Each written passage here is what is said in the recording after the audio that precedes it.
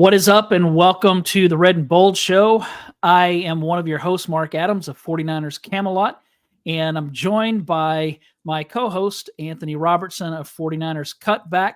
We're thrilled that you've joined us. Ant, how's it going, my friend?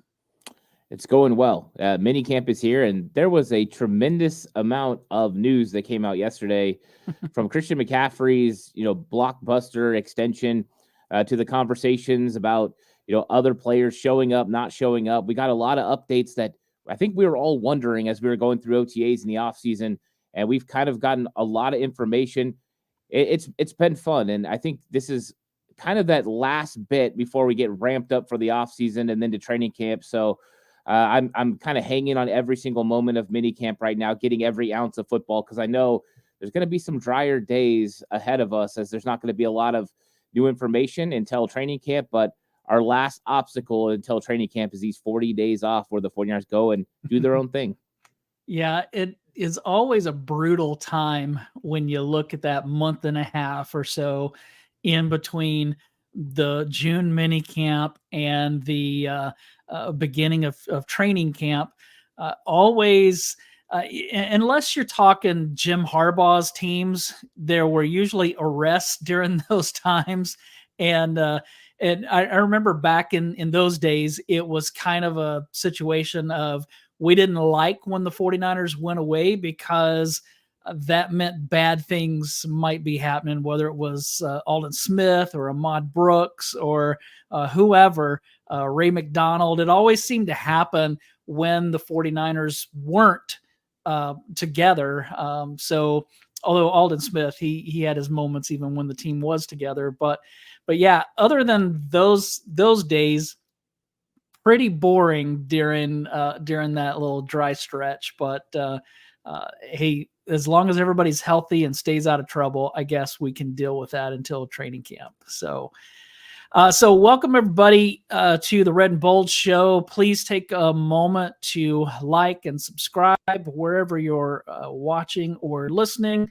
We would appreciate that. Josh is in the chat. He said, now go extend some defensive players, please. Yeah, we'd love to see that. Who would you like to see extended next? Anybody on your mind? Yeah, I mean, I think, as far as defense goes, Kyle Shanahan was asked about it yesterday in his presser, and he kind of alluded to the fact that Deommodore Lenoir and Mooney Ward are two that are at the forefront of their minds to be extended. And I think that's where it starts. Those two guys make a lot of sense for the 49ers. Those are all, I know Mooney Ward's coming off a core muscle injury, but they're also two of the healthier guys that are on your team. When you're talking Dre Greenlaw and Talanoa Hufanga's talking about being ready for week one, not even be ready for training camp. And when it comes to Dre Greenlaw, we don't know when he's going to be ready. So extensions for them will be a little bit more difficult. But I think Mooney Ward and Deommodore Lenoir, you should strike while the iron's hot, because if all the wide receiver money is going up, you're going to bet that at some point the cornerback money is going to go up and be able to pace it. Whatever offensive tackle money goes up, defensive end money goes up. So it's just a cause and effect. And so the 49ers could get Deommodore Lenoir under contract and Charvarius Ward under contract before it really goes through the roof. So I think those two would be kind of nice for the 49ers to get done over the next 40 days. That would be interesting. Yeah, I did hear Hufanga say that his plan is to be ready by week one, and he hopes to be able to practice some during training camp as well. So hopefully that can happen so that he can get ready for the season. I wonder if they'll try to extend him or re-sign him, especially considering that they have Malik Mustafa and Jair Brown.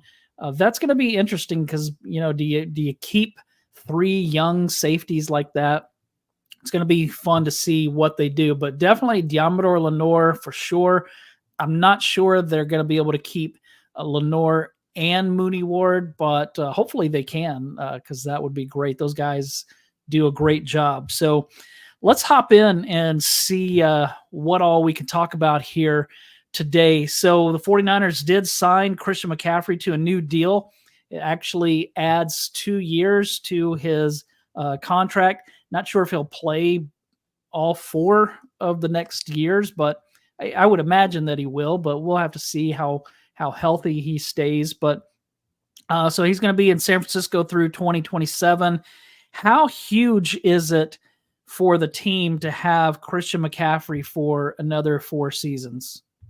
Well, I think it ensures that Brock Purdy is going to have a weapon that he's going to be able to consistently use. And McCaffrey's effect in the run game and in the passing game is unmatched in the NFL. So you're locking up one of the number one offensive playmakers in the entire league, and for sure the number one running back.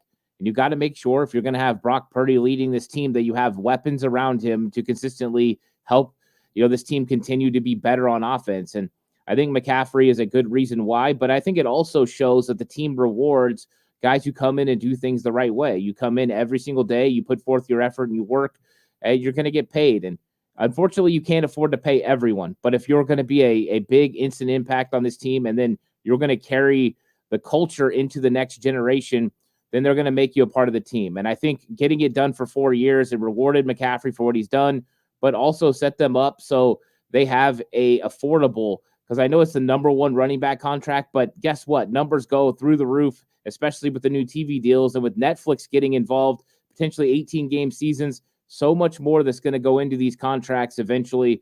So I think it was smart to get it done, make McCaffrey happy, make the 49ers happy, and now the 49ers got one of the best weapons in the NFL locked up through 2027. Yeah, it's exciting to see. And Josh asked, wasn't the deal backloaded with a big bonus this season? I actually haven't heard how that came out, but they're saving money this season. They're going to save close to $7 million off what his original deal was, the $12 million. And so they've actually freed up more cap space right now. That means they have the ability to sign other players. Of course, you always need $5 to $7 million for in-season costs for signings or whatever you have to do. But it also allows the 49ers, if they want to roll over more cap next year. So they're doing a good job taking care of paperwork and making sure they can push money down the line. It did, I believe, we haven't heard confirmed yet, but I think they're going to add another year of void year to the contract and spread that money out a little bit more. So I think he's going to end up hitting the cap for a little over $4.5 million this year, which is tremendous considering he was coming in at 12.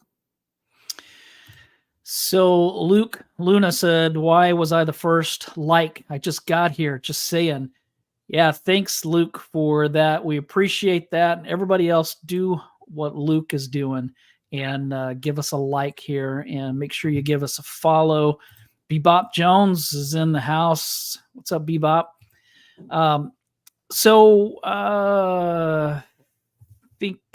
Let's see, they should extend Demo. Talking about Diamondo Lenore. Yeah, I'd love to see Lenore re-signed for more seasons. I think that he's turned into a really good one. I mean, we go back to his rookie season where he didn't play and because Ambry Thomas was playing. I'm not really sure why, because he started off like that rookie minicamp where he was looking so good. And then all of a sudden, the next thing we know, Ambry Thomas is playing. But there's no comparison between those two. No, I don't think now. I think once Demo sophomore season happened, and it was funny because even his sophomore season, the initial start of it, he still wasn't getting into that lineup. It took Samuel Womack's misstep and being a solid nickel corner to get Diamondo Lenore on the field. But once he got his opportunity, he absolutely seized it. He played great at nickel. And then once Emmanuel Mosley got injured, he stepped right in and he never looked back. And that's what you have to do. You have to make sure that when you're a gamer like Diamondo Lenore is and you have your opportunity, you go out there and you make plays. And he did. And now we're looking at a situation where we got a good football player that's more than just a good corner, but a good football player because he can adjust to multiple positions. I think the 49ers hit another 5th-round gem with Diamondo Lenore, and now sky is the limit for how good this guy could actually be, because he's a guy who had opportunities for more interceptions last year, and he kind of left them out on the field. But he could have easily had 5 interceptions, been a Pro Bowler. He could have changed everything. So he's that close to being a really significant player in this league.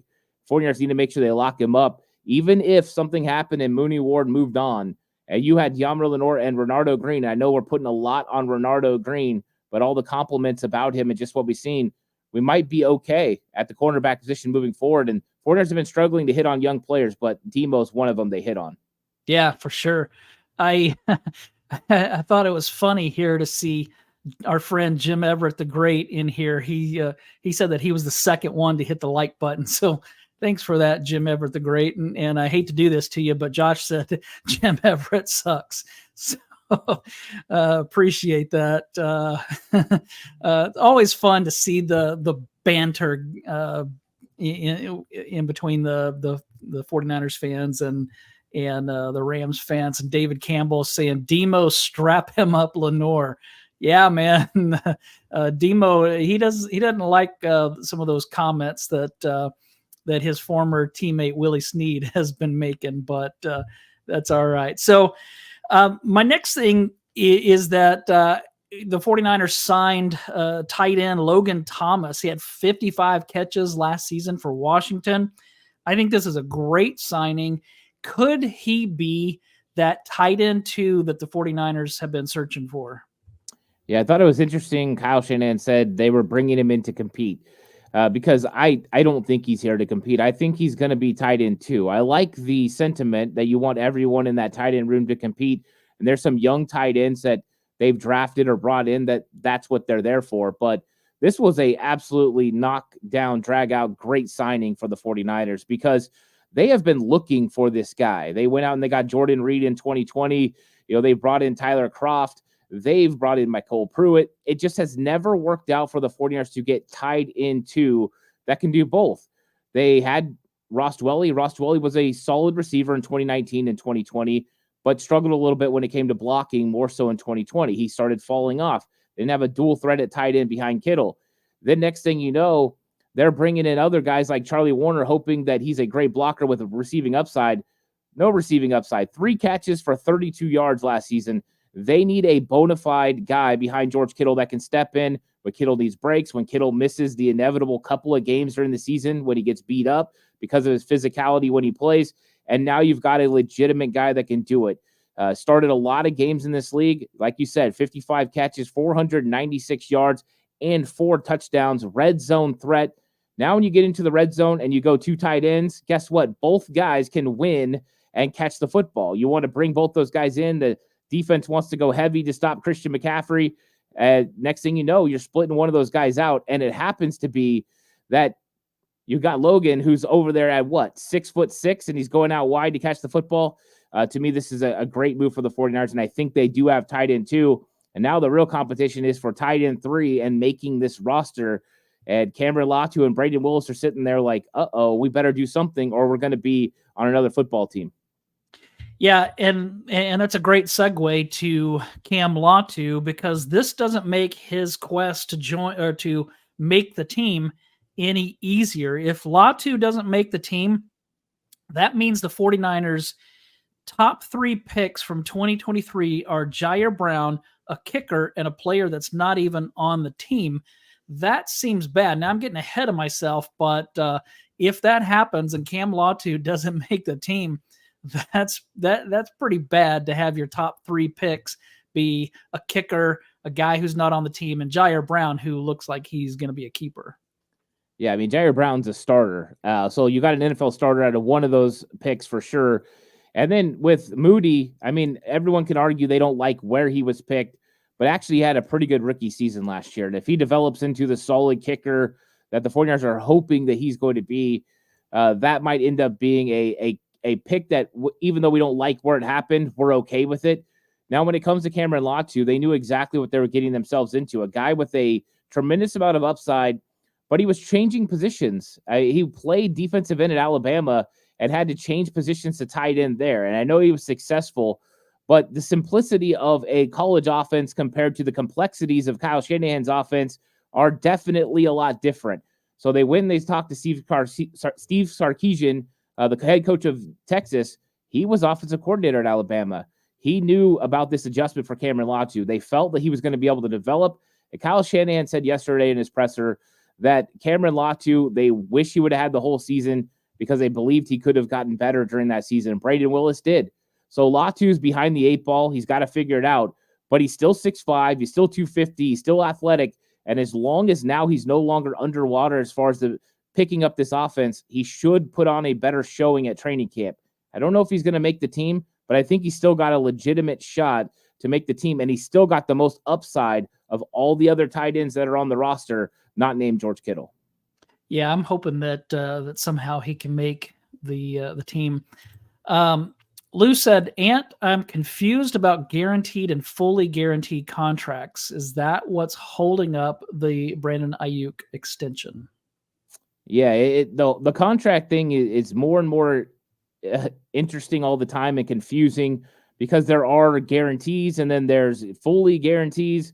And so I'm sure it is when it comes to fully guaranteed money, because a lot of times you look at the overall guaranteed money for a contract, and that's not the fully guaranteed money.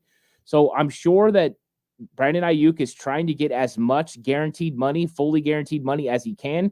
And the 49ers are trying to build a contract that gives them the most flexibility, where they can still give him guaranteed money, but not hinder themselves if they need to get out of that contract at some point. This is what Parag Marathi does better than probably anyone in the entire league, is build safeguards into these contracts, especially the longer ones, so that way he can get out and the 49ers can keep as much money and not have dead money after that move. So they want to make sure Aiyuk is happy. Aiyuk wants to be happy. It's just finding the happy medium. And sometimes you just have to wait it out.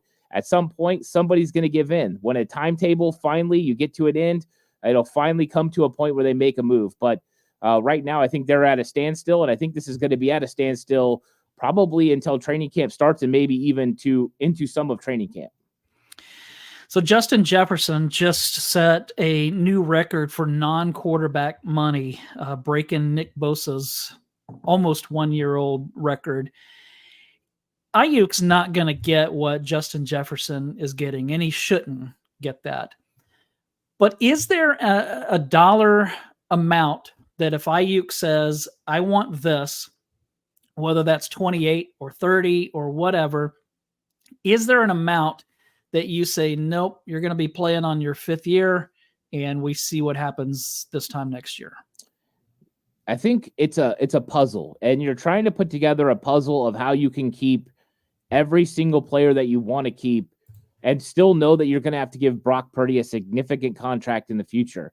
And so as you remove contracts, you're also having to figure out the amount other contracts are going to be, while also trying to figure out the projected salary cap going down the road.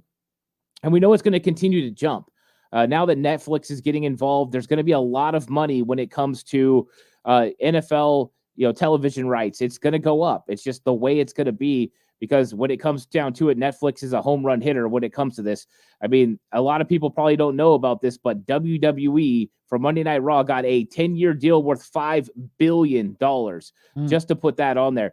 That just shows how much of a heavy hitter it is with Netflix. So I think money is going to go through the roof, but there's always got to be a cap. And we know that John Lynch and the front office, they put a number on these players. I'm guessing that the number is probably somewhere between 27 and 30. And I think Jalen Waddle getting $28 million, the 49ers will probably have to go a little bit over that. But I think they can look at Brandon Aiyuk in the eye and say, you're not better than Tyreek Hill. And they won't say that, of course, but you're not better than Tyreek Hill. You're not better than Justin Jefferson. This is kind of where your market is, $28 million. And I think something around there, $28, $29 million is probably the comfort that they're probably going with. But you start getting above $30 million, and I think it would be too rich. And they just say, hey, 5th-year option, you play on that. We might franchise you next year. I think it just gets a little bit more interesting as you get to $30 million. Mr. Corey said, I love Aiyuk, was saying he was better than Debo even before Debo's all-pro year, but I'm not paying him $30 million a year. I can't argue with that. I mean, to think about paying Aiyuk, now I realize that the cap is the cap and there's ways to manipulate it, but man, that seems awful high to me. Yeah, and if you look at the total money now for wide receivers, Deebo Samuel's not even in the top 10 wide receivers being paid. Everyone wanting to get him off the football team. Well, you're not even paying 2 of the top 10 wide receivers if you pay Aiyuk. Money for wide receivers is going through the roof. It's one of those things. You see positions as they continue to grow, and wide receiver is one of those. I think the question that everyone has to ask is, Brandon Aiyuk a bona fide number 1 wide receiver? Is he bona fide top 5 wide receiver in this league? If you believe he is, you're willing to pay that $30 million because that's what the market says he should get. If he's not a top 5 wide receiver, then no, you stick to your guns and you don't overpay for a player. But that means that you're only going to have limited access to that player for 1 more season, potentially 2 if you franchise him. So it's decisions to be made. But we're seeing other teams paying wide receivers, 2 top wide receivers in the top 5 at their position, A.J. Brown, Devontae, and then you've got Tyreek Hill and Jalen Waddle both getting their money. So there's a lot of money going to wide receivers. 49ers could definitely afford it if they wanted to. So is he a top 5? I mean, who's better? Justin Jefferson, Tyreek Hill, A.J. Brown,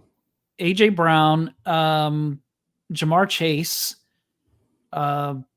CeeDee Lamb better than Aiyuk? Certainly. I mean, when you factor in the blocking, but with Dallas's offense, I don't really know that Lamb has a block that much, but can you name 5 who are better?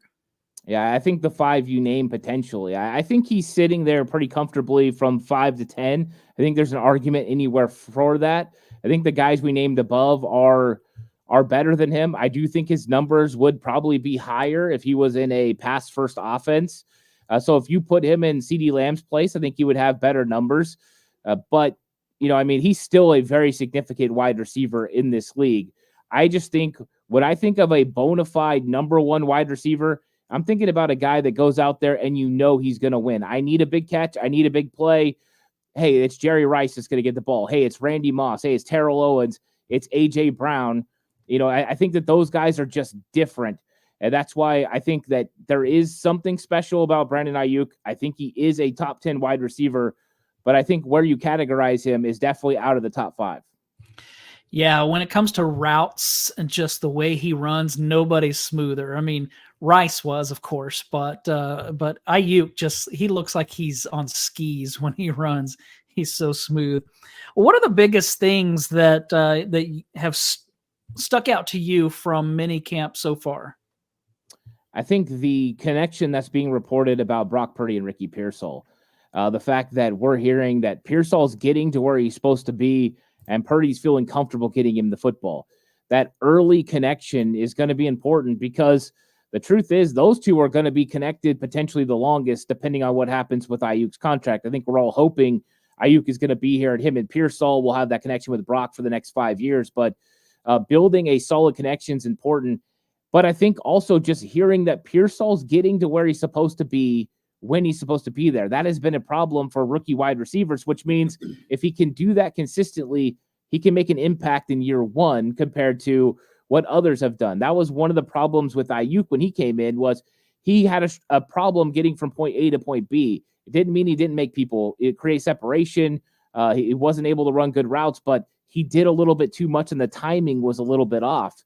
The fact Pearsall's not having that problem, I think, is really good news for the 49ers, and I love that connection moving forward because I think even though they've made strides on defense to get better, this offense could be what runs this football team beyond the regular season and deep into a playoff run because they have all the weapons you could possibly want on every single skill position, and that connection could be big if you have a player like Aiyuk or Debo that's out for a game or even a few plays. Pearsall could come in and make something happen. And that's really what we're used to as fans of the San Francisco 49ers is an offense that drives the team. That's the way it was in the 80s and 90s. Yes, they had great defenses during that time. They didn't win any of those Super Bowls without a great defense, but they were known for their offensive stars. And so to have them get back to a level that we're used to seeing is great. Now, we don't want to go back to the Steve Mariucci days where they had a really good offense but a terrible defense. We don't want that. We don't really want to go back to the Harbaugh days when they had a great defense but kind of a not very good offense. So where they're at right now is a really good place. And so, yeah, I'm glad that you brought up the Brock Purdy to Ricky Pearsall thing because I mean, everybody's talking about that these two look like they've been playing together for a long time. And so, of course, we haven't heard about that kind of thing with Brock Purdy before because last year he wasn't practicing. And two years ago, he was the fourth string quarterback at this point. Well, I guess third string because Garoppolo didn't join the team till like right around training camp, right before, something like that. And so Purdy was number 3 at this point. So that's exciting to hear. Also continuing to hear good things about Renardo Green. Nick Sorensen talked about him today and talked about him glowingly. Jacob Cowing sounds like he's doing some really good things. So I like hearing about these rookies because to me, this rookie class looks like they have the potential to shape up to be one of the best that Kyle Shanahan and John Lynch have drafted so far. It could be.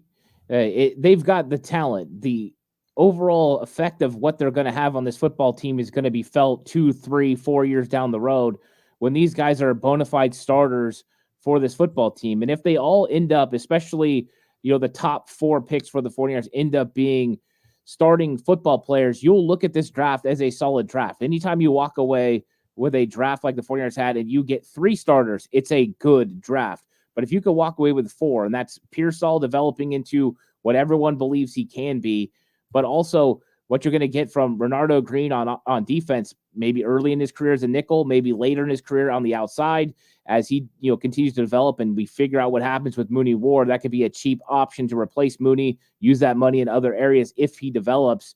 And then you've got Dominic Pooney, who they see as an eventual starter at guard. And then Malik Mustafa could be the replacement for Talanoa Hufanga. So if they hit on all 4 of those, and that's not including bonuses like Jacob Cowing, you got to feel really good about it. But it's definitely a wait and see approach. I want to see what happens in training camp. Let's see what happens when we get pads on these guys. Let's see what happens when they get into preseason, because that's when it's going to be important. But ultimately, when we're going to find out who these guys actually are is when they lace them up against other football teams in the regular season. And as these guys grow, we're going to get to see them mature and become the players we hope they can be.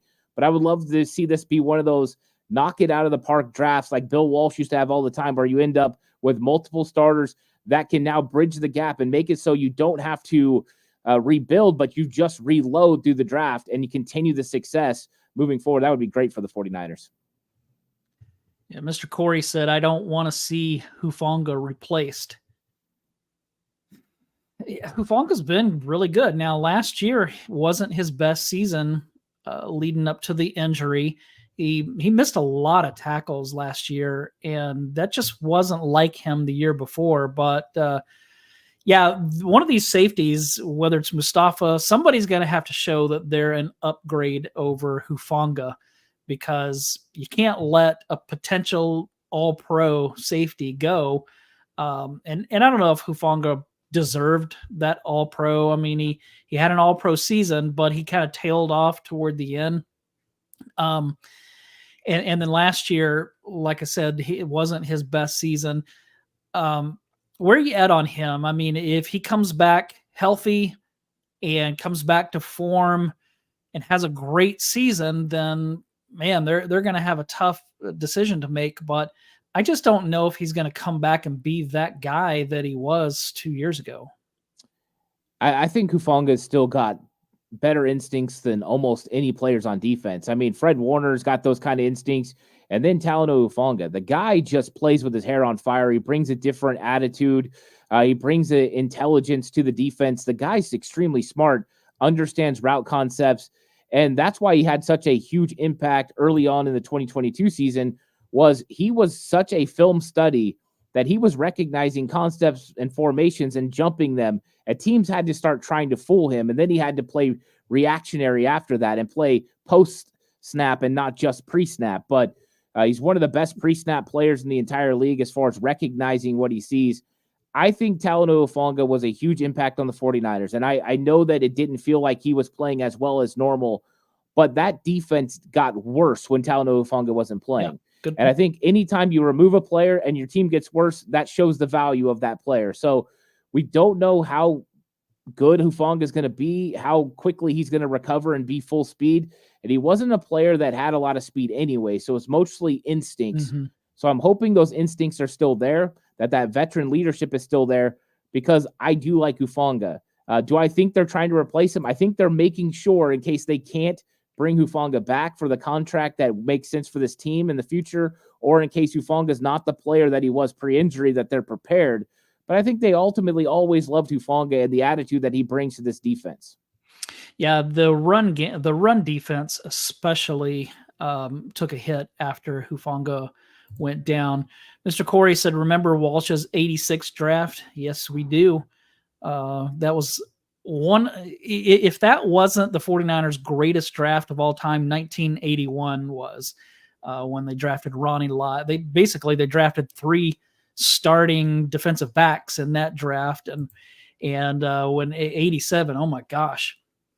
87 was 86 was probably better. That's when they got Charles Haley. They got Don Griffin, Tim McKyer. Who else did they get? Man, I can't even think. I think they had maybe an offensive lineman, maybe a defensive lineman. They got some studs in that draft. So yeah, that one was great.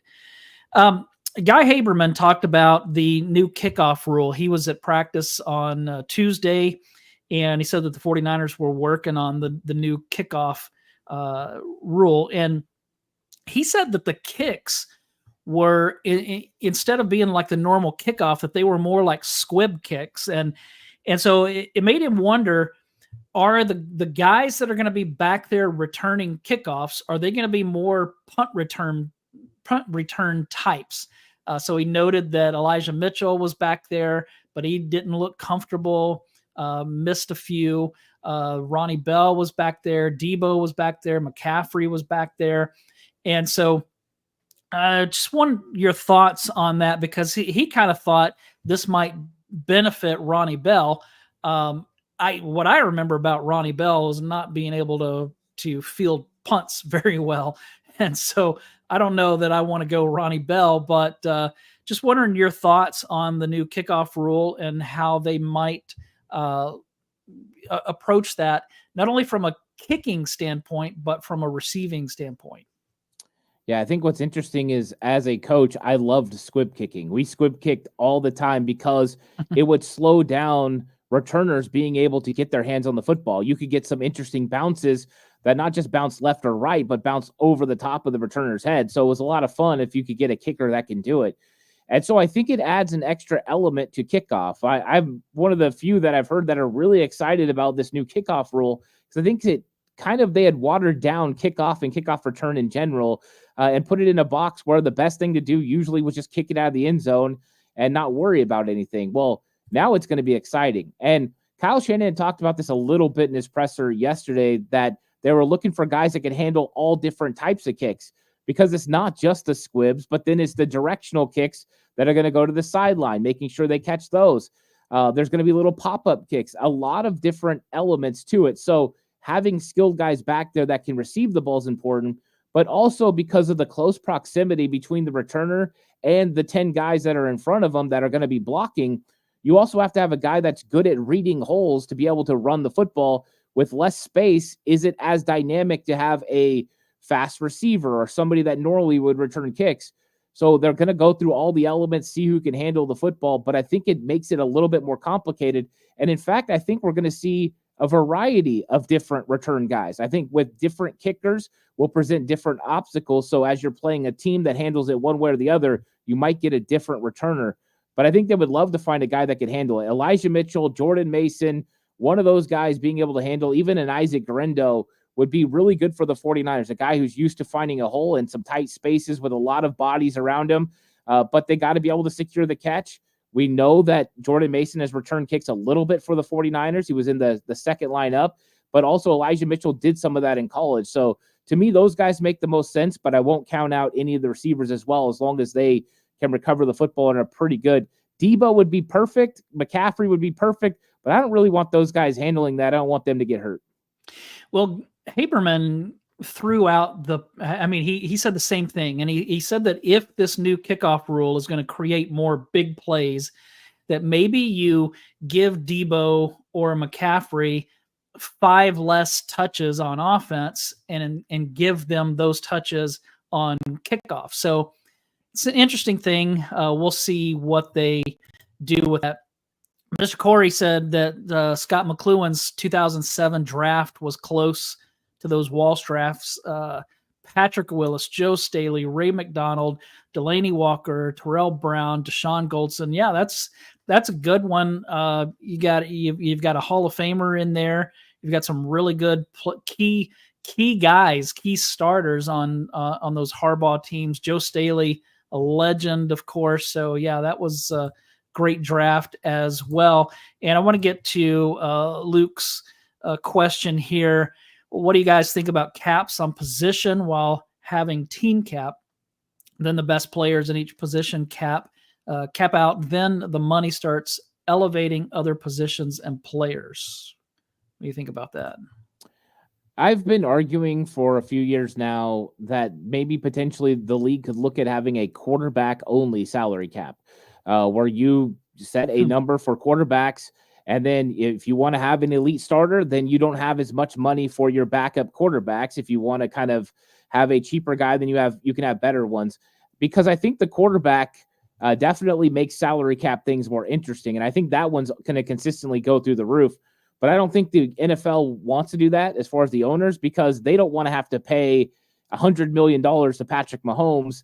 And, so I think that would never quite work, but I think that would make the most sense. Then you could have the other players get the other caps. But I think it's interesting. I don't know if they're ever going to get to that. I think the collective bargaining agreement, the way the players go about it, they don't want to have set caps on some things. They want to continue to let this thing blow up. And the NFL owners just want to make as much money as they can. They're going to keep trying to hold the players down to the least amount that they can pay them, even though they're getting paid a significant amount of money.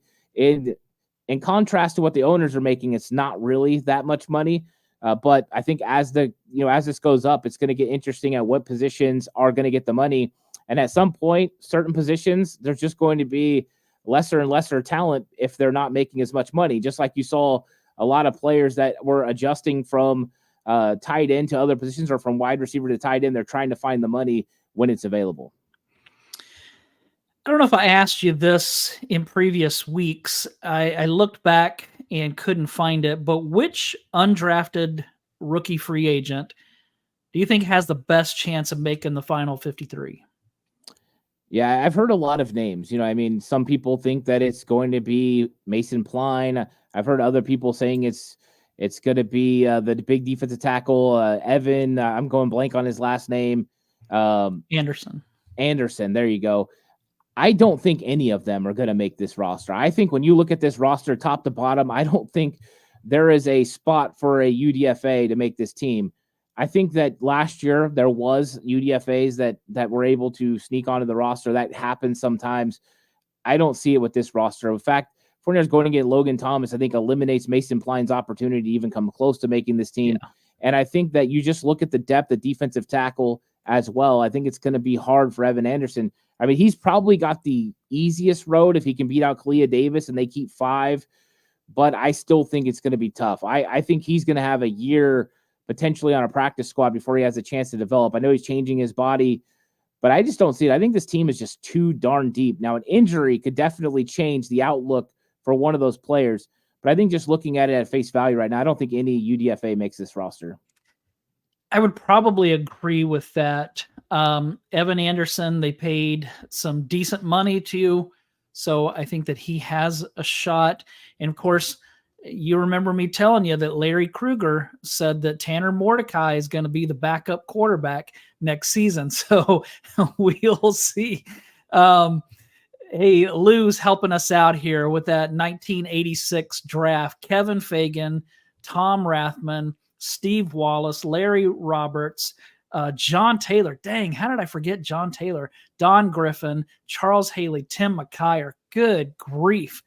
That is the best draft in 49ers history. Those guys were great. I mean, Larry Roberts, he never really became that guy that he was supposed to be. Kevin Fagan wasn't a star, but he was a key defensive player on at least 2 Super Bowl teams. Rathman's a legend. John Taylor, great. Steve Wallace, he was one of the starting tackles on three Super Bowl teams. Don Griffin and Tim McKyer, when they were at their best, were two of the best corners in the NFL. Great players. And of course, Charles Haley. If George Seifert didn't talk Carmen Policy into trading him to the Cowboys, the 49ers win at least 2 more Super Bowls. But that was an elite draft. Man, dang, Walsh was great. There was another comment here, or a question from Mr. Corey. Would y'all trade next year's first and Debo for Tristan Wirfs? Ooh. Man, maybe. Yeah, I don't know if Tampa Bay would be interested in that move. I think that the 49ers would love to get a player like Tristan Wirfs. You play him at right tackle, presumably, until Trent Williams retired. But how much are you going to have to pay for Tristan Wirfs? That's a lot to give up, Deebo Samuel and a first-round pick. I don't think it would happen, mainly because I don't think Tampa Bay would go for it either. But, I mean, anytime you could add a legitimate right tackle and you feel like you can upgrade your team, I think you have to at least think about it. And that's an intriguing prospect right there. But after what Chris Forster said, I always want to call him Forrester because that's what it looks like. And I know somebody with the last name Forrester, but he does pronounce it Furster, right? Yeah, Furster, yeah. Yeah, you were the first one to tell me that. Now I've heard Matt Barrows and Matt Mayoko pronounce it that way. So, I mean, we heard what he said, that the 49ers would prefer to draft players who touch the ball and then later go after offensive linemen, believing that they can bring them up, coach them up. And so either Chris is super confident in his ability, or that's just how he believes, and that's what he does. Yeah, I think he is confident that they can develop players to be solid starters in the NFL. I don't think he even believes he can, turn them into elite starters, but he thinks that they can get enough. And that's what the key of their philosophy is, that they find the level that is good enough offensive line play. So that way they don't have to pay these guys an extreme amount of money, and they can continue to have players on the outside that can make plays. His examples are pretty interesting. The fact that, your right tackle is really great and you made a great block, and your skill player is average and he got 5 yards, or your right tackle's, missed his block, but you got the ball to Debo and he took it to the house for 60. It does have some merit to their philosophy. The problem is, at what point does it catch you? And that's what they're all trying to figure out. You have to figure out how to skimp somewhere at some position. You can't go around the league and find a team that's completely stacked at every single position. That doesn't happen in the salary cap era. It's just not possible. So what is your philosophy is the key. And their philosophy seems to be, from what Chris Forster said, and I know he's trying to make it sound like it's his own philosophy, and maybe it's not completely, but it is definitely the team's philosophy just by the way they've went about it. And I believe they've actually took it to more of an extreme since when Kyle Shanahan first got to San Francisco, when he had John Benton as his offensive line coach, because now they've started skimping on center as well. Before, they would at least pay centers. They would pay Weston Richburg. They would pay Alex Mack.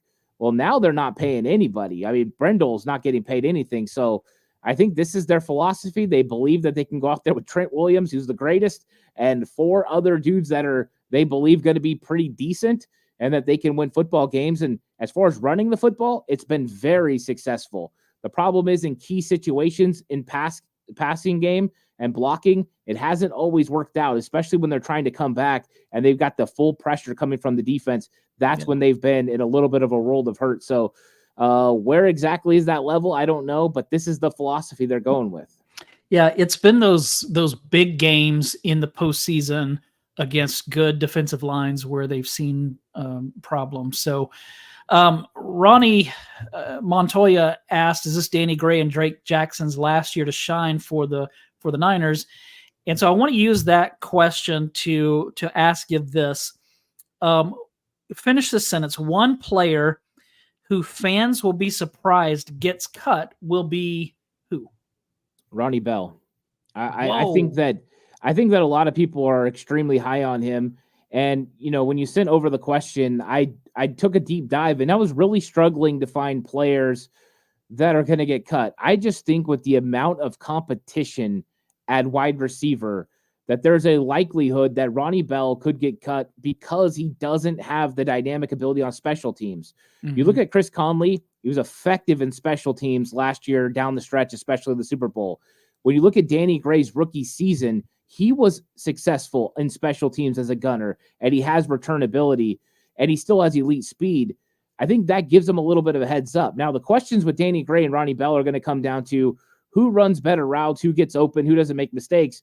But I think last year, it wasn't like Ronnie Bell had such a successful season that we can say he's a shoo-in to make this team. The fact he was inactive down the stretch means he wasn't as successful as they wanted him to be. So that's who I think it's going to be. I wouldn't be surprised if he made the team either, but I do think it would surprise people if Ronnie Bell doesn't make this roster.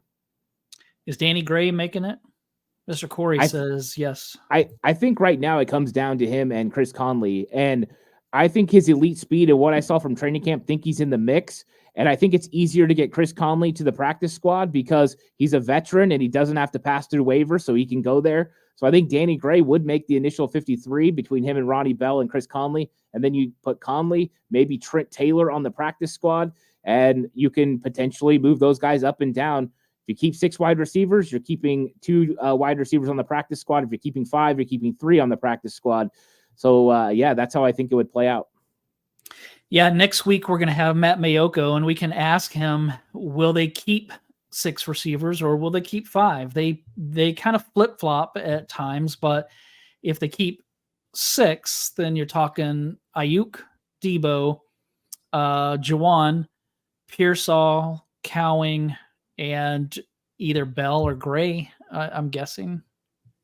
Yeah, that's the hard part is Conley, Bell, and Gray are competing for one spot, and that's not including Trent Taylor or anybody else, but those 3 guys. And you've got Danny Gray was a 3rd-round pick, elite speed. Conley was significant for the 49ers down the stretch. And then Ronnie Bell, he had some good moments last year. I think his special teams was lacking a little bit more than I think we're all hoping. If he would have had a good showing as a return guy last year, I think we would be talking about this in reverse, that Ronnie Bell is the one that has the better chance to make the team. But when you go on special teams prowess, those other 2 are just ahead of him. Yeah, that's kind of the way that I feel as well. And then as far as Drake Jackson, I think that he has his hands full. I think that Robert Bill Jr. is. I think that he's going to pass Drake Jackson on the depth chart, and Mr. Corey said he believes Drake Jackson is getting cut. I don't think Drake Jackson's going to get cut. In fact, just looking at his injury and his rehab right now, I'm starting to believe he's not going to be ready for training camp, or at least not ready to contribute. I won't be shocked if the 49ers don't keep him on the PUP list through the 53-man roster date and then bring him back at some point. It's a way to keep him on the roster without having to rush him back or potentially lose him to another football team. So I do think Robert Beal's ahead, and I think that they have a pretty good amount of players on the practice squad with guys they could put like Austin Bryant or Alex Barrett that could come in and fill in if they needed to. And I think that's how he's going to start. I think Drake Jackson ends up on PUP to start the season. Yeah, and his scar does look nasty for sure. Well, hey, that's all that I have. Do you have anything else before we take off? No, that's it. I mean, there's so much that's going on. The 49ers minicamp it's come and gone, and now it's going to be time to prepare for training camp. There's going to be a lot of interesting conversations, just like we talked about with the wide receiver position. But next week, everyone needs to come and listen to us have a conversation with Matt Mayoko, because there are going to be some fun conversations involved in that. And I'm excited to get into that and just, let's ask about that wide receiver question. I'm curious to see his perspective on it. Yeah, it's going to be fun. I can't wait to talk to Matt.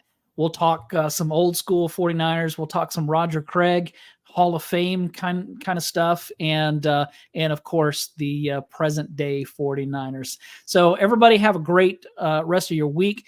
Thanks so much for checking us out, for hanging out with us. Please rate, review, subscribe, like, all those things, and tell all your friends and your family. Make them come back and watch sometime. Next week would be a great time to come back and watch. Everybody have a great rest of your week.